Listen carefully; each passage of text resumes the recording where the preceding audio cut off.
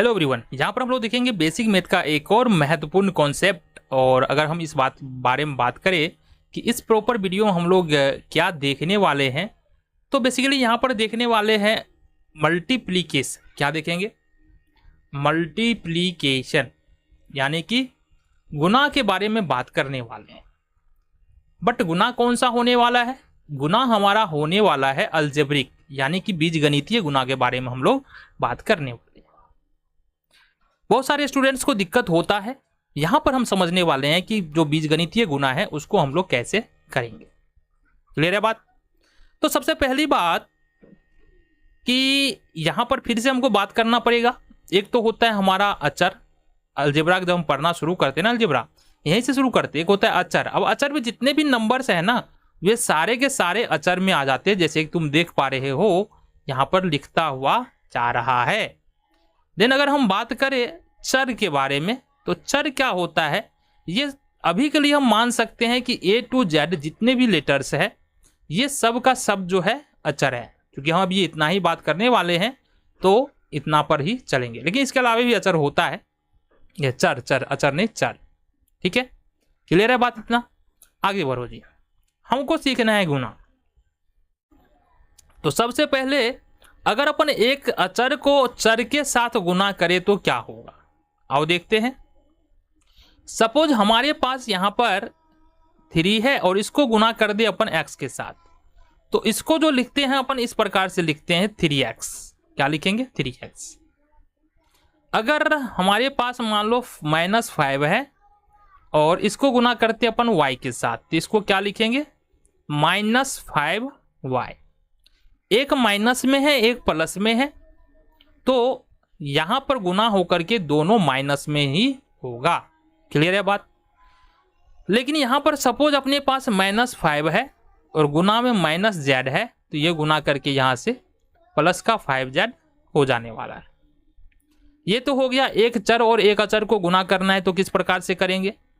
अब सवाल उठता है कि दो असमान चर को गुना करने, जैसे x है y है, ये असमान है, इसको गुना करें तो क्या होगा। x को y से गुना कर दे तो क्या होगा, y को z से गुना कर दे तो क्या होगा, z को x से गुना कर दे तो क्या होगा, m को n से गुना कर दे तो क्या होगा। होता कुछ नहीं है। x को y से गुना करेंगे तो सिर्फ ये हो जाएगा xy, y को z से गुना करेंगे ये होगा yz, और z को x से गुना करेंगे ये हो जाएगा zx। जिन m को n से गुना करेंगे ये हो जाएगा mn। यहां तक क्लियर है बात? आगे बढ़ते हैं।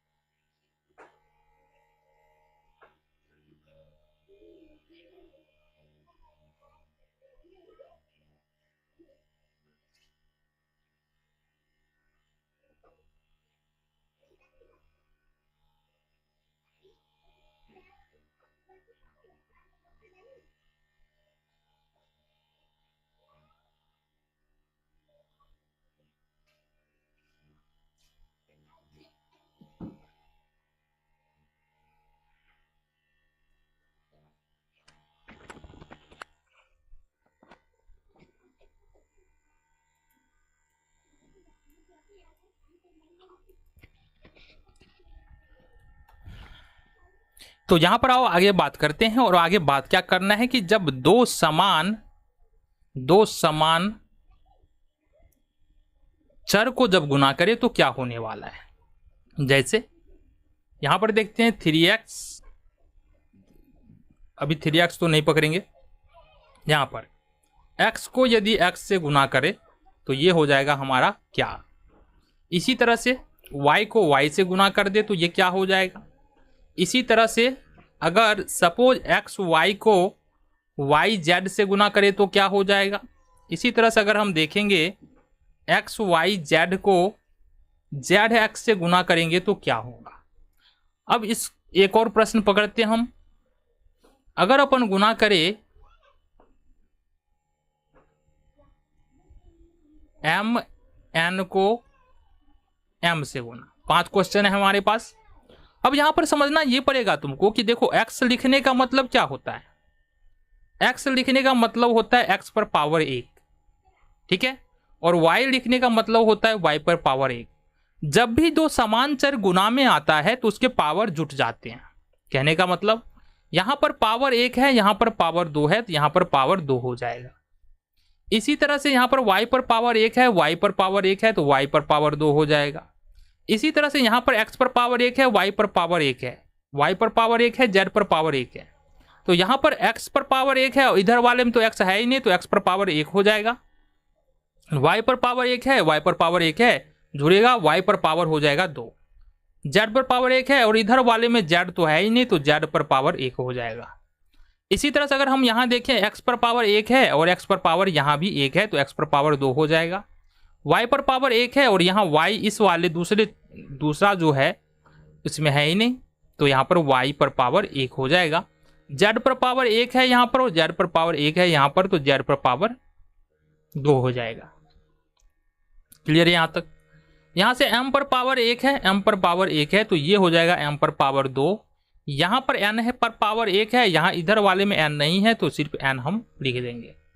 यहाँ तक बातें क्लियर है? चलो आगे समझते हैं। अब आ जाओ, अब क्या हो कि अगर हमारे पास कुछ इस तरह के प्रश्न आ जाए, जैसे 3x और यहाँ से 5x आ जाए, ठीक है, माइनस प्लस का खेल चालू कर लेते हैं। चलो देन -5x² आ जाए और गुने -3x² आ जाए। देन आ जाए हमारे पास 4xy गुने -2x² y3।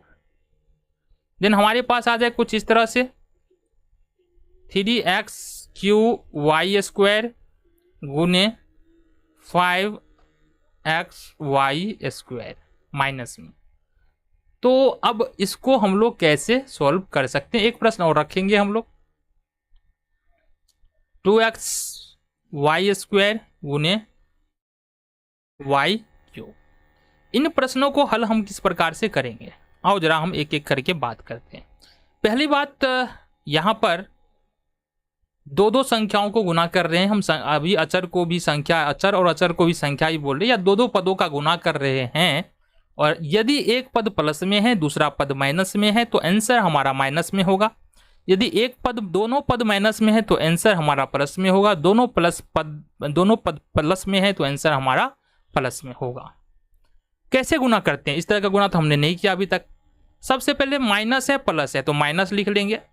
देन 3 को गुना करेंगे, देखो अचर को अचर के साथ गुना करो, 3 को 5 से गुना करेंगे 15 हो जाएगा, और x को करो x से गुना, तो ये हो जाएगा हमारे पास x²।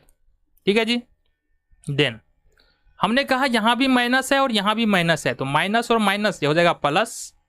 देन अचर को अचर से गुना करेंगे, 5 दिया है 15, x पर पावर 2 है, x पर पावर 2 है, तो हमने कहा गुणाम पावर जुट जाता है, तो x पर पावर हो जाएगा 4। क्लियर है? यहाँ पर एक प्लस में है एक माइनस में, यहाँ पर 4 प्लस में 2 माइनस में, तो यहाँ पर सबसे पहले तो चिन्ह माइनस हो जाएगा। 4 दूनी 8, अचर को अचर के साथ गुना करेंगे, -8 हो जाएगा। x पर पावर 1 है, x पर पावर 2 है, x पर पावर 3 हो जाएगा, और यहाँ से y पर पावर 1 है, y पर पावर 3 है, 3 और 1 4, y पर पावर 4 हो जाएगा। क्लियर है? चलो जी। तो यहां पर जो हम देखने वाले हैं आगे, वहां पर क्या होगा देखना जरा गौर से, कि सबसे पहले एक प्लस में एक माइनस में, तो चिन्ह तो माइनस रहेगा।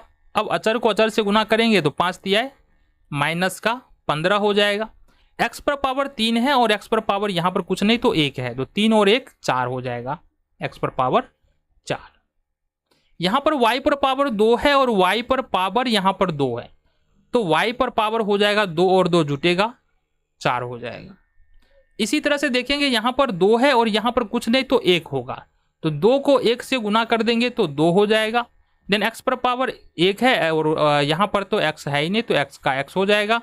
देन y पर पावर 2 है, y पर पावर 3 है, तो y पर पावर 5 हमारे पास यहाँ पर हो जाएगा।